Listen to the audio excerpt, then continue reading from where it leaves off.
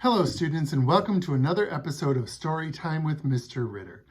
In today's episode, I'm going to read you the book Moosetache. It is written by Margie Palatini, and it is illustrated by Henry Cole.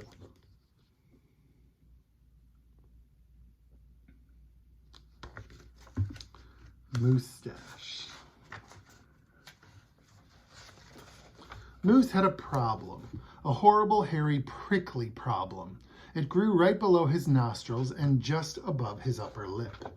A moustache.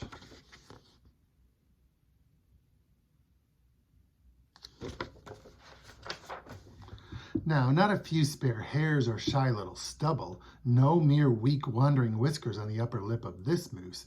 No sirree. Moose had a big, bushy, bristly, mighty moustache. But a moustache that was a burly, surly, mangy mess. And it itched a lot. Sure, he plucked and he tweezed. He even clipped, snipped, and teased. But his combs were still cowards, and his brushes rebelled, and his scissors simply surrendered.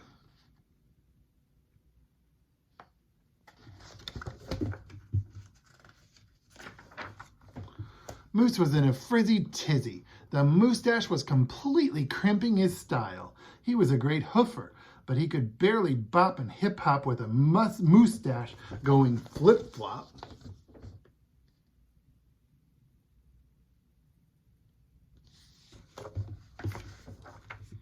He was a wonderful chef, but he simply could not flambe his souffle with all those whiskers in his way. And he was a daring skier, but how could he downhill race with the mighty moustache blowing in his face? Moose had to do something, and soon. But what?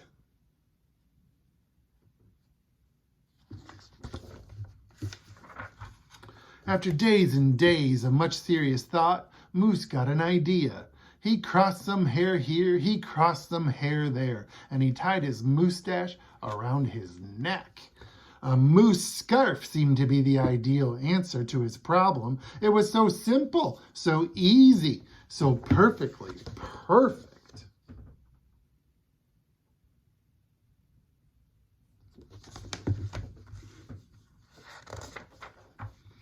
But then his moustache got knotted and mangled and horribly tangled, and those hundreds of hairs still prickled and tickled. Worse, Moose could barely take a breath with all that moustache wrapped around his neck. So Moose untied, unwrapped, unknotted, and gulped in some fresh air.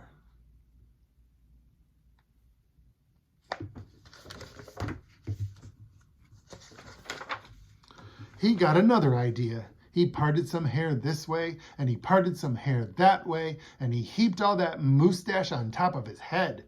Moustachioed antlers seemed to be the ideal answer to his problem. It was so simple, so easy, so perfectly perfect, until a squadron of squirrels and one very nosy gopher moved right into the Moose Motel. They huddled and hoarded, furrowed in, burrowed out.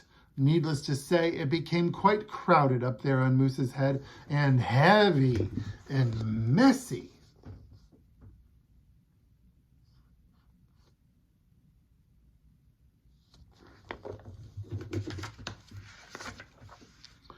And very, very noisy.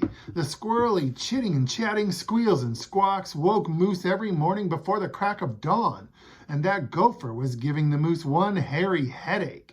Moose needed his sleep. He needed his rest. He needed his privacy. Moustachioed antlers? Nuts, said Moose. So he unparted and unpiled, untwisted and untwined, and said adios to the hairy horns.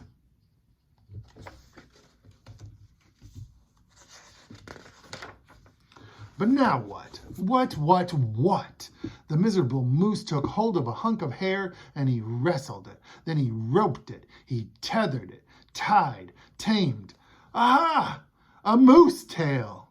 Now that was so simple. That was so easy. That was not so perfectly perfect. Talk about a dizzy do. Moose didn't know if he was coming or going. Backward, forward, this way, that. He didn't know which end was which.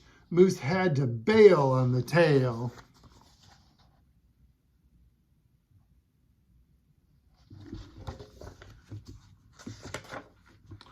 And so he thought and thought and thought some more, but no other idea was a worthy winner. Braids were a bother. A Moosetache sweater? Too sweltering. Net? Not.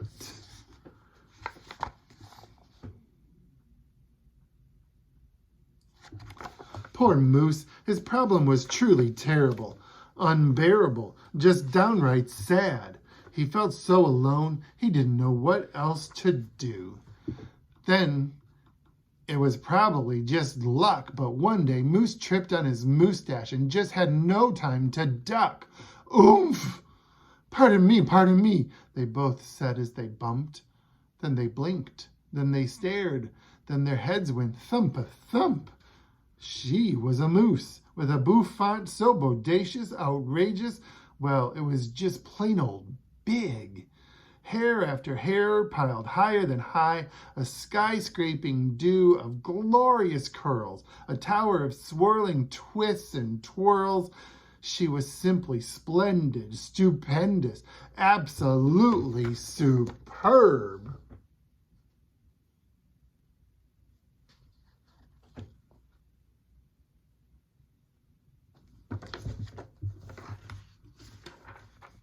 Of course, Moose had to ask how she did what she did to get such a do.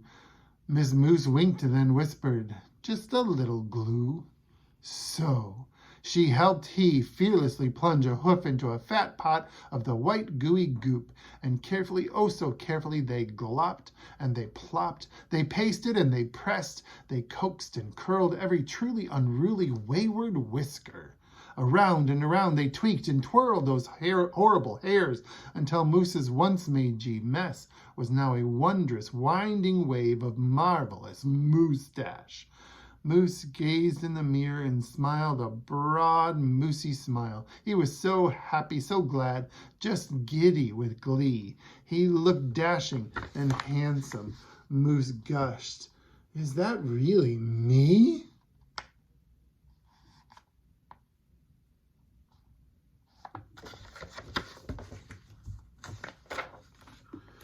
With not a care for one hair, the moose pair boogied and bopped. They skied downhill, even uphill, and their cooking was hot, hot, hot.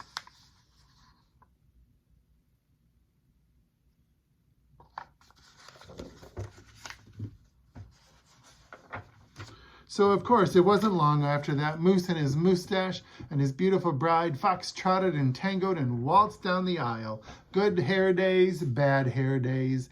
They vowed to love and to cherish, and with hearts heaped with love and pots filled with goop, they both sighed, "I do glue," and promised never to part.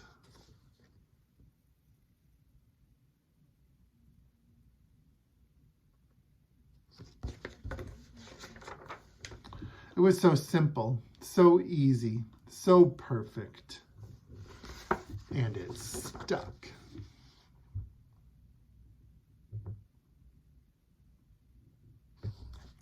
And on the back of the book, there's a little moose mirror for you to look into. Have a great day, everybody. You can do this. Go for it.